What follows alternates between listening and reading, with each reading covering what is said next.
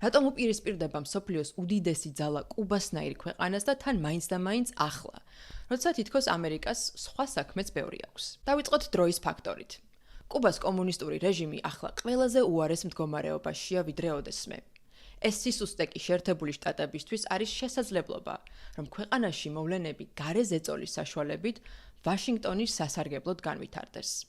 წარმოიდგინეთ ამჟამინდელი სოციალური ფონი: უშუქობა, საკვების ნაკლებობა, დაკეტილი სკოლები, უწყლოობა, ენერგოკრიზისის გამო ქვეყნის საზოგადოებრივი მაუწყებელი და რადიოც კი გაითიშა დროებით მარტის დასაწყისში. ქვეყნის უცხოური შემოსავლის მთავარი წყარო, ტურიზმიც კი ფაქტიურად განულებულია, რადგან თვითმფრინავებისთვის უკან დასაბრუნებელი საწვავი თითქმის არ არსებობს.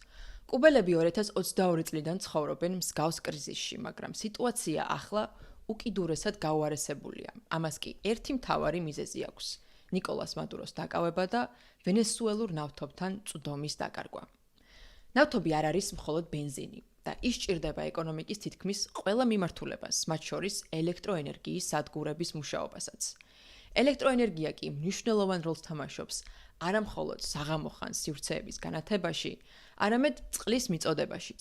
შესაბამისად, ეს არის ჯაჭვი, რომლის შემაკავებელი რგოლი, ნავთობი არ არსებობს. 2025 წლის მონაცემებით კუბა ნავთობის დაახლოებით 4%-ს ყიდულობდა ალჟირიდან, 10%-ს რუსეთიდან, 25%-ს მექსიკიდან და 60%-ზე მეტს ვენესუელადან. დააკვირდით ამ გრაფს. აქ კარგად ჩანს გასულ წელს საიდან რამდენ ნავთობს იღებდა კუბა.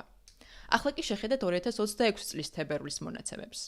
აქ რაიმე არ გეგონოთ გამორჩენილი, უბრალოდ მონაცემები ფაქტიურად ნულოვანია და გრაფზე ასასახიც არაფერია. They live off Venezuelan money and oil, and none of that's coming now.